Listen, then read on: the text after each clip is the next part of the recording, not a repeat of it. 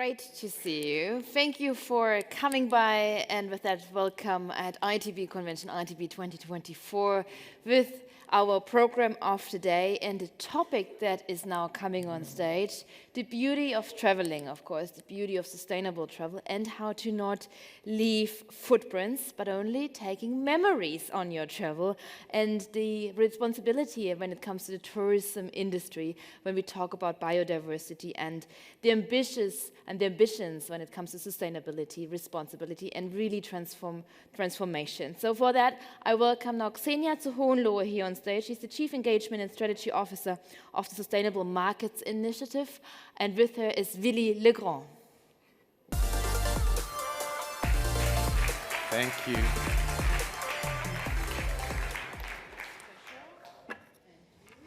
Did you hear this? There was applause. This is great. Thanks so much. Xenia, it's good to have you back. ITB 2024. You excited? Very excited. Super excited to be here. And thank you all for making it, despite various challenges. And very excited because we've got nature at center stage of our discussions. Yeah, correct. And we've heard that this morning, which is quite exciting. Of course, nature in a tourism value proposition, and we've talked about it just now, food, our clothes. And it goes even further than that. Of course, guest enjoyment, staff enjoyment, well-being. Nature plays such an important role. But as we've heard, we also burn through that capital. This is something that bothers me a little bit, and it's how do we deal with this?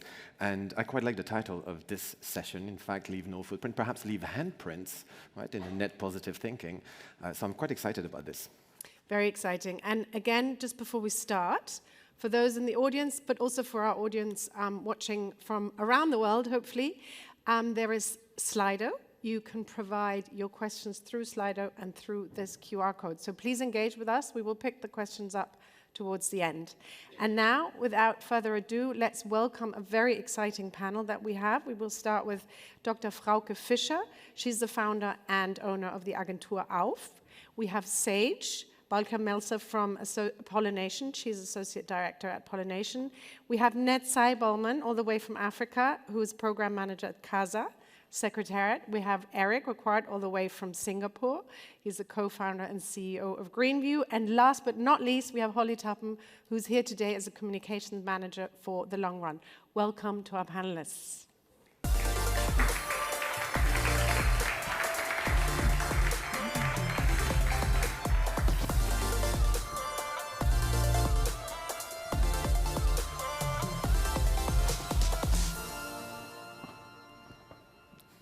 Right, such an amazing lineup. I'm very excited because I've posted actually the fact that we have such a great group of various point of view and various aspects of the tourism sector. I'll start with you, Frauke.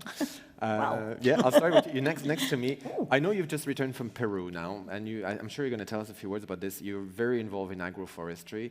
While you were gone, I don't know if you know, but the EU Parliament passed that 20% restoration by 2030 law. We have this 30 times 30 target. We've just heard about it from the Global Biodiversity Framework. So how do you feel as a biologist? I feel like saying, what's your mood?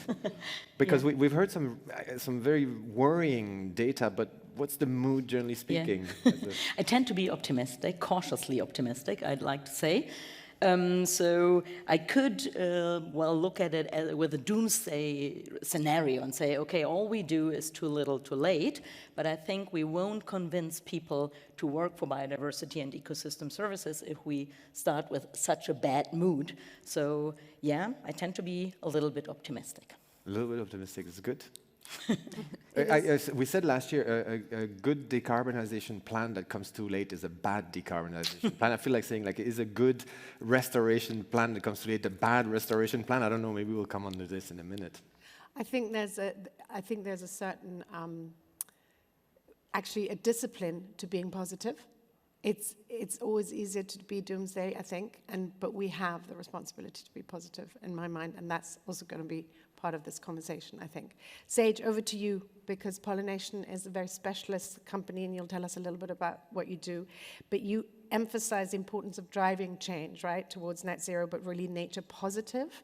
Do you want to share how the whole biodiversity is incorporated into your business model, how it influences your investments, your advisory decisions, but also vice versa, right? Double materiality. How do you influence or are influenced by biodiversity? And I know you also have a background having studied marine biology, so.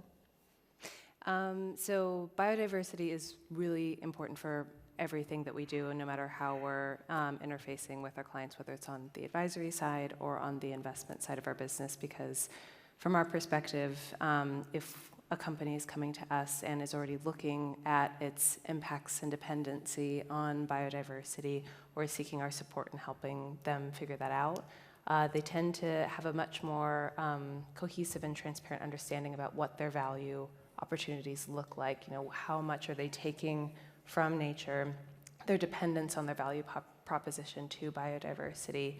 So when we're talking to them about it, I think it's also really important to set in the context of what biodiversity means for us. I mean, it's effectively all of the individual species of plants and animals that give us the landscapes and seascapes that give us the resources, water, food, raw materials that all of our industries depend on. And if we're thinking about an industry such as tourism that's so place-based, so localized, and has such a deep value proposition with pristine ecosystems, that's something that we pay so much more attention to, because if we understand that double materiality question, what are your dependencies, how much value are you pulling from those systems, but also how you're impacting them as well, it helps us give a bit of an understanding for them, and then also for us, if we were to engage, where we see some of the opportunities to mitigate that dependency and risk, diversify it a little bit, but then also how we can actually leverage that relationship, because especially for an industry such as this, there's, I think, a lot of opportunities for us to enhance that value through the dependency on biodiversity.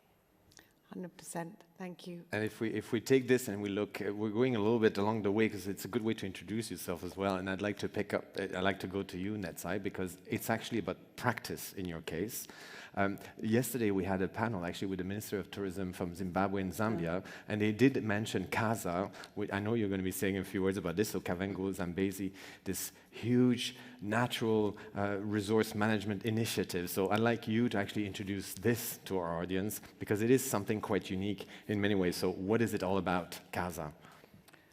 Thanks, Winnie. So CASA, or Kavango Zambezi Transfrontier Conservation Area, is one of the world's biggest conservation projects. It's a landscape of 520,000 square kilometers, so twice the size of the UK, for example, that's made up of a network of 36 protected areas with different types of conservation status.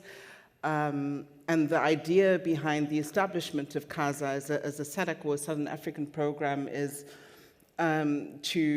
to work together to collectively have regionally integrated approaches to conserving wildlife and sustaining livelihoods, while you have this massive population of wildlife moving within this network of 36 protected areas without fences, across borders, through villages, through towns, through farms, through areas of competing land use. So there is a massive program of work around the biggest transfrontier conservation area in the world, looking at biodiversity issues, competing land use issues, because 2.5 to 3 million people are living alongside, for example, 227,000 elephants, the largest population of elephants, not just African elephant, but elephant in the world, moving constantly through this network of protected areas. So we are a tourism and conservation initiative established in 2011 that deals with a range of issues that comes with living in a landscape like that, which we call a coexistent landscape, because people are literally coexisting with wildlife. And we're going to come back in a minute about what tourism means with all of this. Yeah, and I just wanted to add to this, because we heard one of your colleagues yesterday. What I love, and that's going to take me on to my next question, is this, that the tourism is mirroring the wildlife and the movement, right? Wildlife doesn't know any borders and boundaries, so that's what you want to do at CASA, is move people around, so you mirror wildlife. And Holly, this takes me on to your, how are you seeing the private sector? And you've been a journalist for a long time in the sector. How are you seeing the private sector react to this? And are they mirroring potentially some ecosystems or some wildlife behaviors effectively? Yeah, I love, we've had several themes already come up with that kind of, there's two sides to this. And in terms of the potential of tourism to protect and restore biodiversity, there's two sides as well. There's one, it provides economic incentive both at a national and local level, because biodiversity and nature is tourism's number one asset. Without it, there is no product, and it can really drive change. Tourism can really help to drive awareness. So to that point of kind of moving people throughout these landscapes and understanding the issues on the ground, and understanding what biodiversity restoration looks like, tourism can play a huge role in that. So I think the private sector is getting there. I work for the Long Run, which is a nature-based organisation, and we've recently done a new impact report.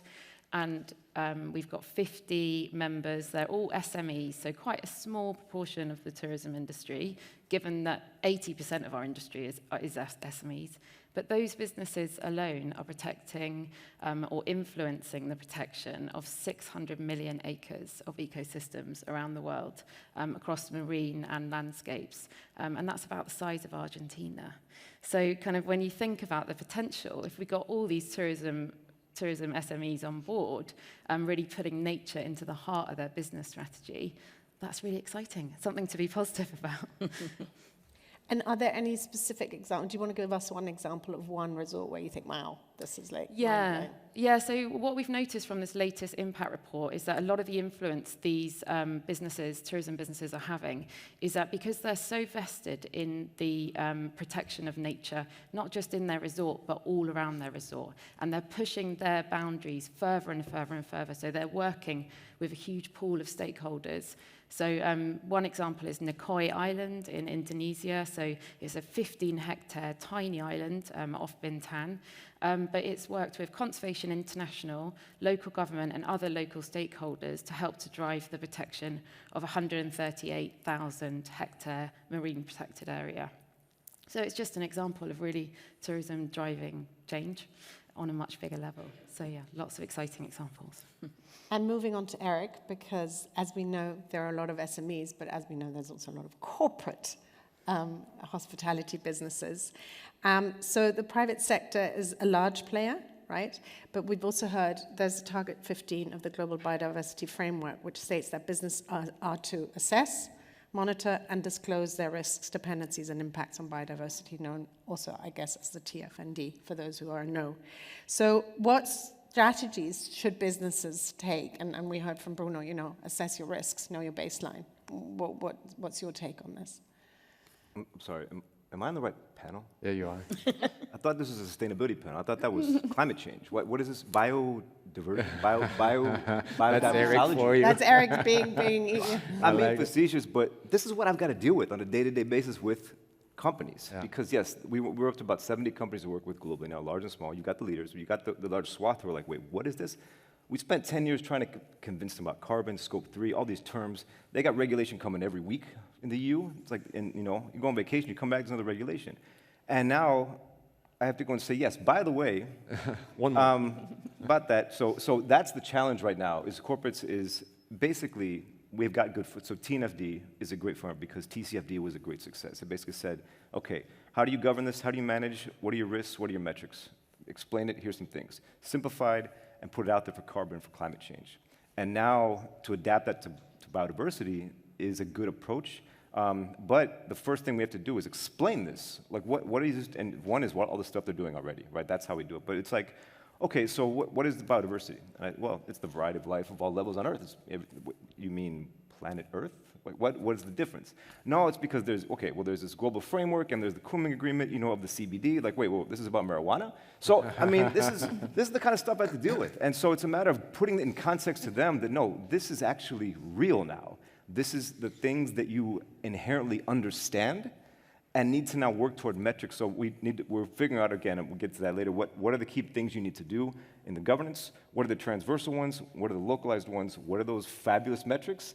And how do we balance between implementing stuff without getting bogged down in the metrics? Yeah, and that's a segue to Frauke, because in fact, Frauke, you are talking, and you're talking a lot to the financial world. And I know we've had a quick chat this morning, and you said, I've been at it for how many years? I don't know, 2 decades.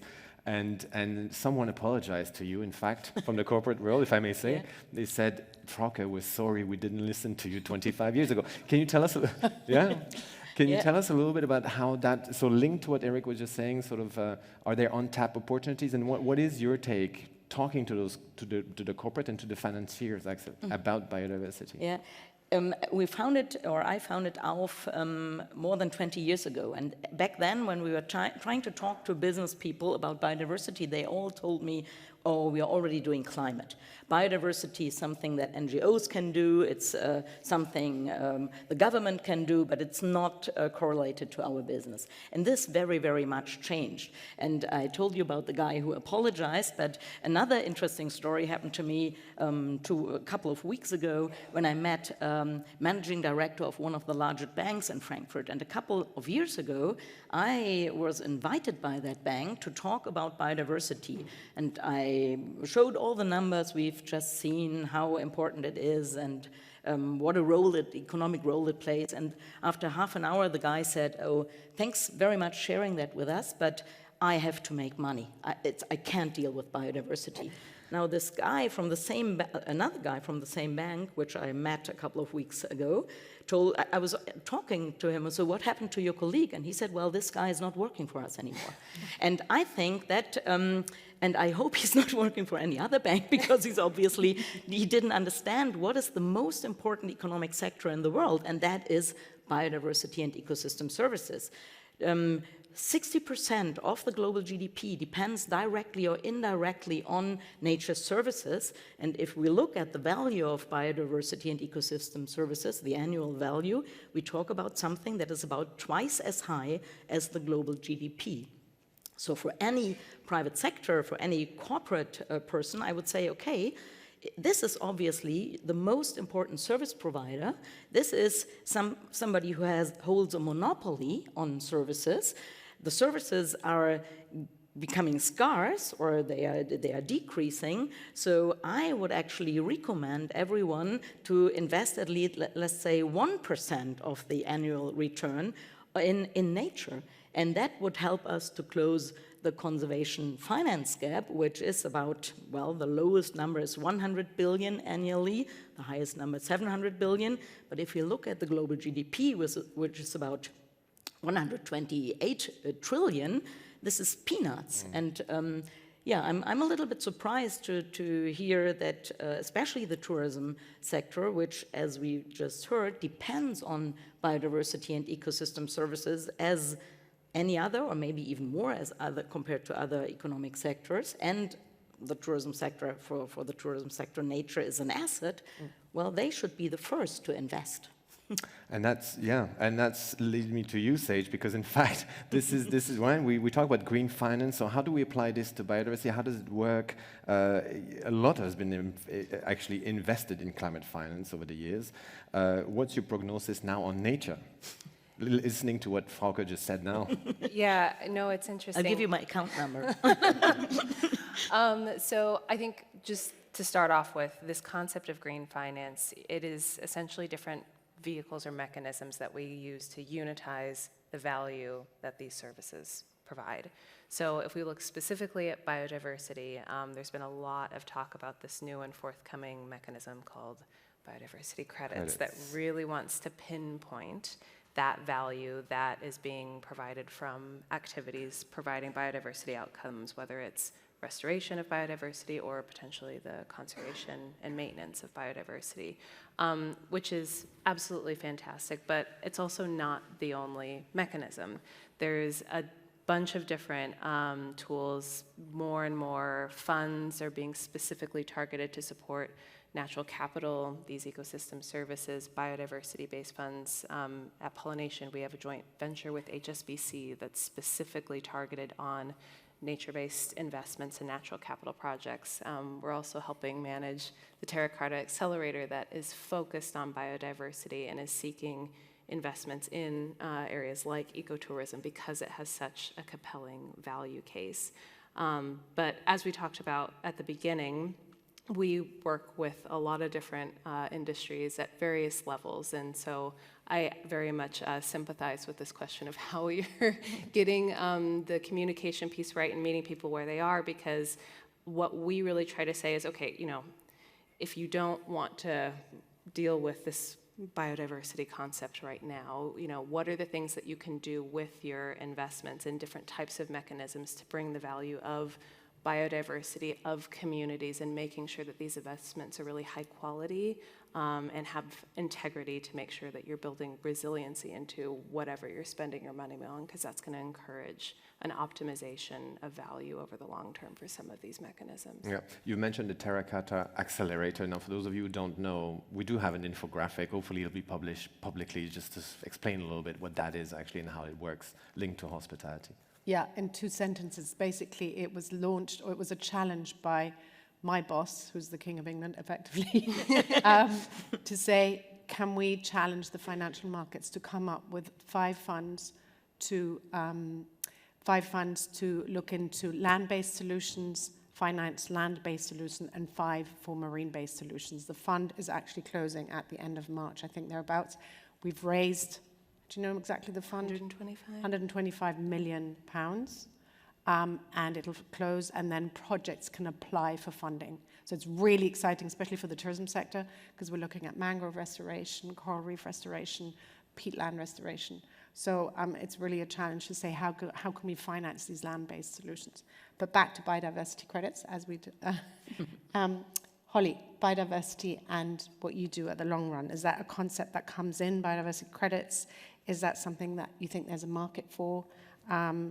Financing tools. So what's your take in that in relationship to tourism and sort of the businesses that you work with? Yeah, sure. So, so any tourism, any project in the world, any business, any organisation that is funding and driving the protection of nature and doing so by also empowering and bringing communities on that journey too, has to be financially resilient. Otherwise, it's a huge risk, and it's you know, you're taking on that responsibility. So diversification for our members, which are primarily tourism businesses, but they all seek other income streams. I mean, don't need to mention the C word, but COVID definitely taught us that we really need to have different income streams coming in. So traditionally, this has been through things like agroforestry, bringing in other biodiversity positive products. But now, yeah, green finance is definitely something that all of our members are looking at. So much so that we had a meeting in Singapore in November, which was bringing kind of impact investors, green finance experts, philanthropists around a table with our members to really discuss why is at the moment money that's looking to have kind of high impact across communities and conservation, and why is it not reaching these kind of smaller projects, these smaller SME projects? And it was a fascinating conversation, as you can imagine. It unraveled all of those issues that Sage has just alluded to. You know, we don't yet really have the frameworks in place that fully understand and take on board the nuance of biodiversity and its value. But just the fact that we got so many kind of banks in the room that really were showing interest at having that discussion is great. And some of our members, for example, Group Boss in South Africa, is taking part in a pilot to see how biodiversity credits would work on their land, which is really exciting. And other members like Tahi in New Zealand has done an amazing project, which you can see on their website if you're interested, where they've mapped the kind of carbon sequestration of all the different elements of their ecosystem, from kind of wetlands to the native trees that they've planted. And what Tahi found, sadly, is that if they ripped all of the kind of native and restorative nature project that they've done up and planted a monocrop plantation for carbon, they would make $108 million. However, by just leaving nature to do its thing very successfully, they will just about break even. So that's kind of how far we have to go on biodiversity credits. Gosh, okay, that's a long way. But that's quite a good segue to, I think CASA is working on public-private partnerships already on various things. So maybe you can tell us a little bit more, the ins and outs, and how the private sector's been interested in what you're doing. I think you've got a great project talking about that great birding route that you have at CASA. Right. So I think firstly, the geographic scope means that a lot that happens in CASA is typically happening across 5 countries. So across Angola, Botswana, Namibia, Zambia, and Zimbabwe. And there's a very strong sense of ownership from the governments and a strong sense of collaboration on jointly working together, not only on tourism, but not only on conservation, but also on tourism. And that takes different forms and is important because there's a very close and strong interlinkage between tourism and conservation. So as a tourism and conservation project where a lot of the focus in previous years has been on conservation, is key because when we look at the financing mechanisms like you're talking about now, we are in a situation where we need to really think outside the box beyond the conventional means of how we've been financing biodiversity conservation efforts and livelihood efforts in CASA across this big landscape as government and as private sector collectively. Why? Because we are home to these protected areas. We have 3 World Heritage Sites in CASA, the Victoria Falls, the Okavango Delta, Tsodilo Hills in Botswana, which people are perhaps less familiar with. And so we're an attractive and very accessible destination. And tourism is the largest source of market-based financing. So when we think outside of donor funds and International Development Corporation going into this giant conservation project, and we look at the markets, there's a big dependency on the tourism industry to work because it's paying and financing conservation and biodiversity efforts in many of the protected areas in CASA. Because of that, there's just a natural responsibility for businesses to be responsible, or like she was saying earlier, it's an impossibility without a focus on biodiversity to have tourism in CASA. And so everyone has a shared interest to support these efforts. As a result, we've had a lot of traction, and we're working directly with private sector, with our tourism boards from the different countries that make up CASA and the ministries, to see how we can market and develop tourism in CASA as a single but multifaceted and cross-border destination, leveraging the treaty that was signed by heads of state and the commitment of the countries to do joint marketing and tourism development. And you can't do that without working with the people who do tourism, right? So we can focus on an enabling environment, we can do all of these things, but the people who know how to do tourism and the enabling conditions have to be working with us along the way. And we've had a very positive move working with private sector over the last couple of years. We have collectively worked to develop, for the first time, because CASA was established in 2011, a tourism destination brand for CASA. So we're waiting for our ministers to endorse this unbelievable brand that will be an umbrella banner through which collectively the countries and businesses can use this brand and market and tell the conservation story, the livelihood story, and leverage that as an add-on USP or draw card to tourism in the region. We are working on the Great CASA birding route, and that is, we have over 600 birds identified in CASA. The biodiversity is remarkable, it's unbelievable.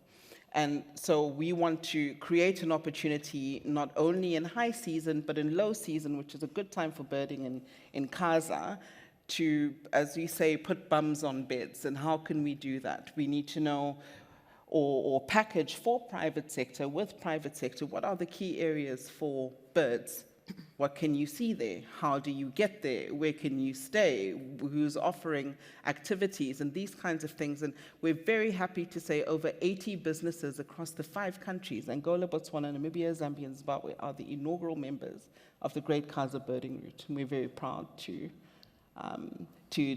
share that. So I think in a nutshell, tourism wouldn't make sense without conservation. Conservation is dependent on tourism in Kaiser.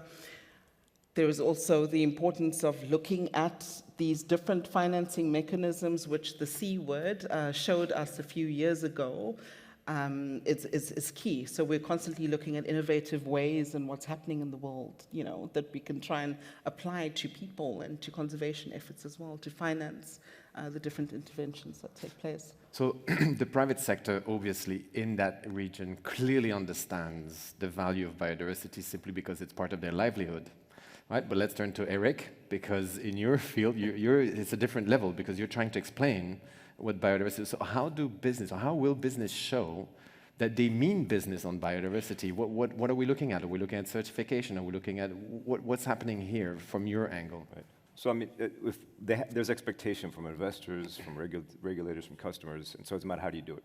So look, we've got to start. The Sustainability Accounting Standards Board, SASB, they were trying to create, over 10 years ago, what are 5 key themes or topics for each industry that an investor would want to know about on ESG, on environmental, social.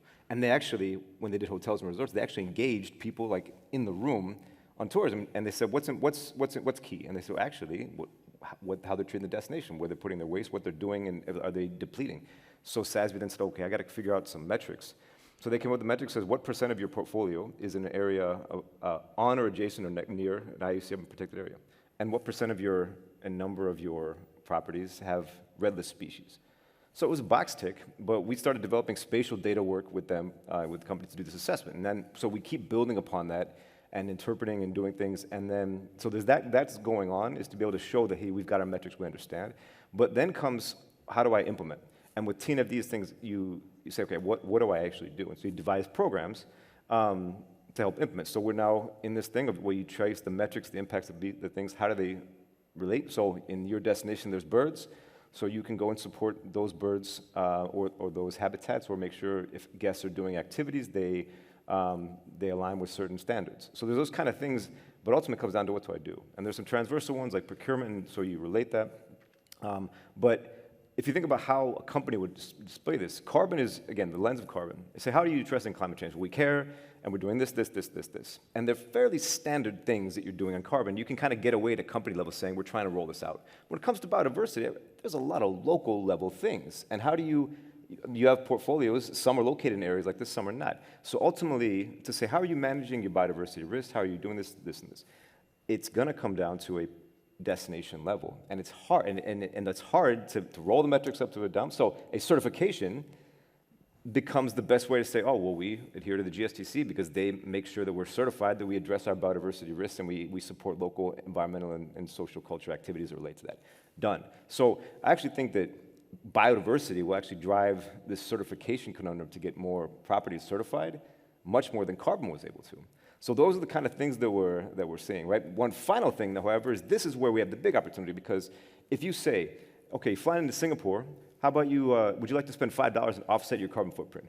No, it's pay to pollute, this, you fly to Singapore, would you like to pay $5 to a program across the way in Indonesia that helps protect a tropical rainforest, that helps reduce the risk of deforestation for palm oil, that helps protect an orangutan, that helps empower local women entrepreneurs, and that helps reduce the smog in Singapore and makes Singapore life better?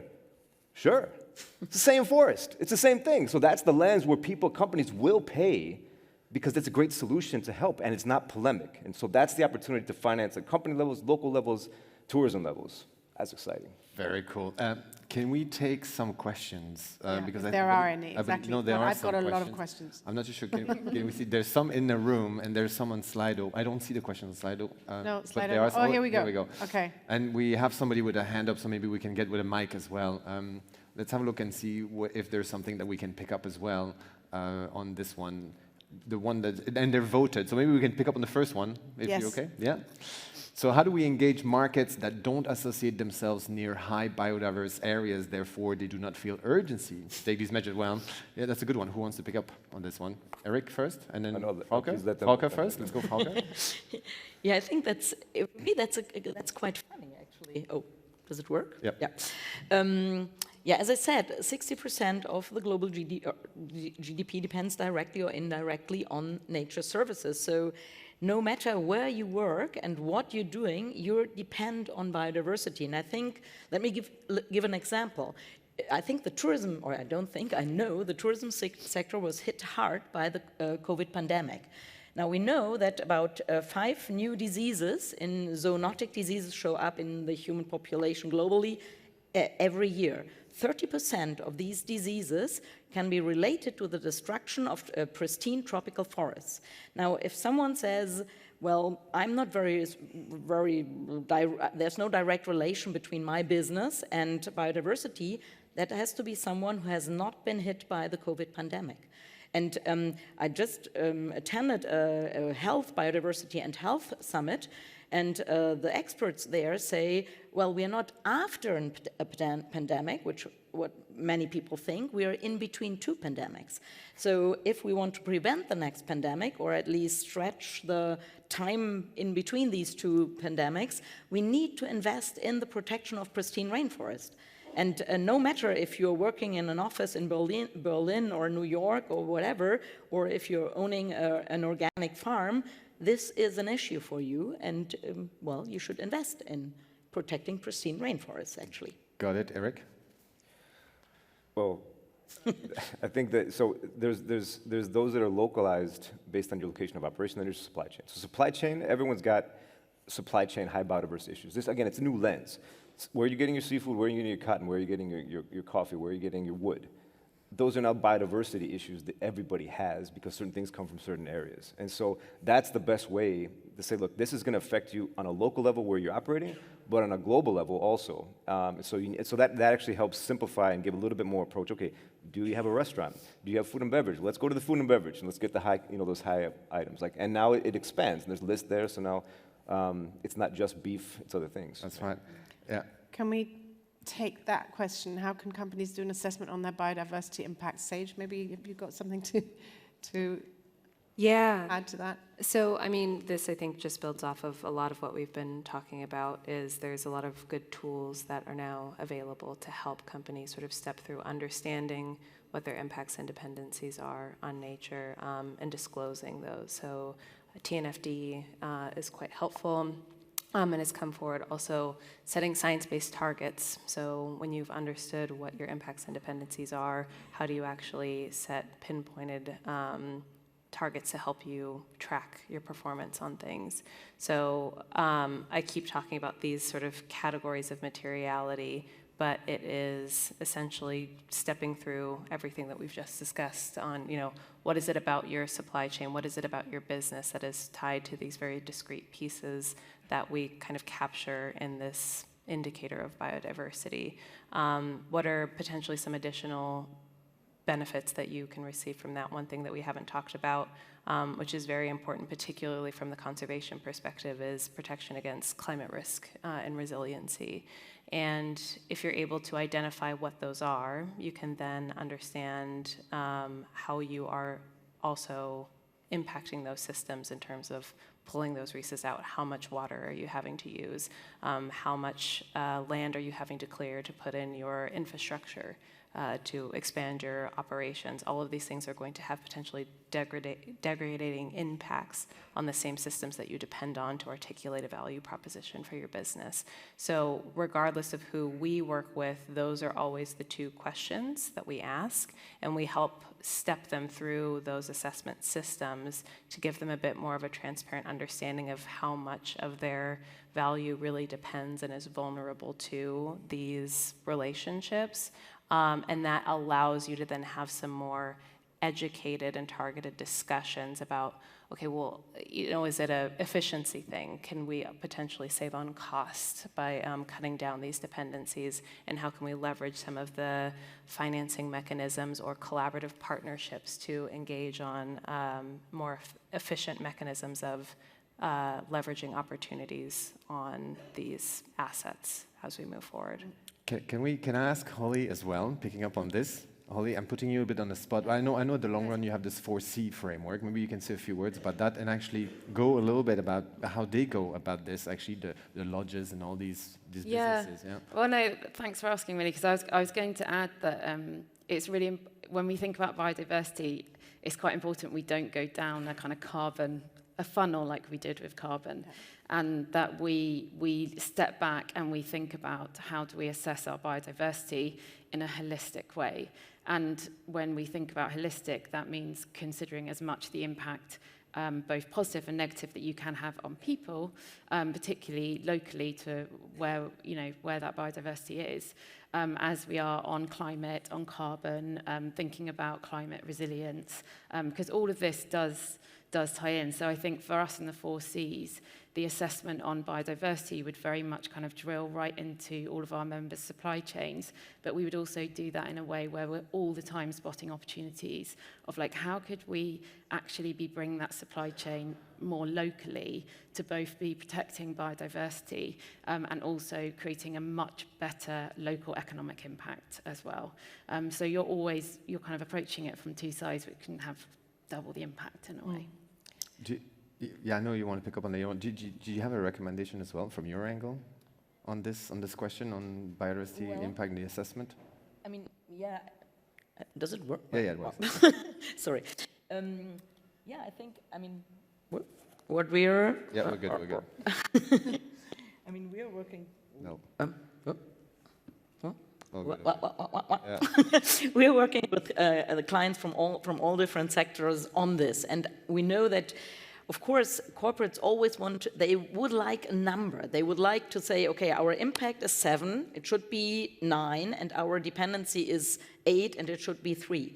We would never, ever get such a simple calculation for biodiversity, but since we know that biodiversity is the basis of our life, we should still invest in biodiversity. So it's more about, qualitative understanding of the impacts and dependencies of biodiversity, and then quantitative aspects. And maybe we could compare it with if you educate your children, then I don't know, if you hopefully wouldn't hit your children, even though nobody can tell you if this is feel your children on a scale from 1 to 10, 5 miserable or 11 or 9 miserable. You just wouldn't do it because it's not right. And I think this is something we try to convince our customers to understand, that we can help them to understand how they depend on biodiversity, how they impact on biodiversity, but that we are not able to give them one simple number.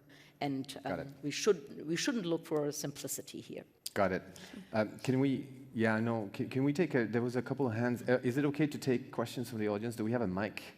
Because I know there's one in the back and one here. Is it okay with the tech guys? I don't know if we have a mic. I wanted to just quickly, before we do that, just quickly, because I know this question is not complete, but it brings me to something. So what is the best way and constructive way to get it into people's heads? I think the biodiversity crisis, and to me, biodiversity or nature is something very emotional, right? And I think this is where tourism can play such a strong role, because if you bring, I mean, I know not everybody has the luxury potentially to come to Casa, but if they do, right, I think seeing is believing is always what we go by, and taking people, we were talking about it earlier, taking people to NEP, rewilding. Tell us a little bit more how you can make that emotional connection for people to understand the biodiversity connection. Yeah, so I think,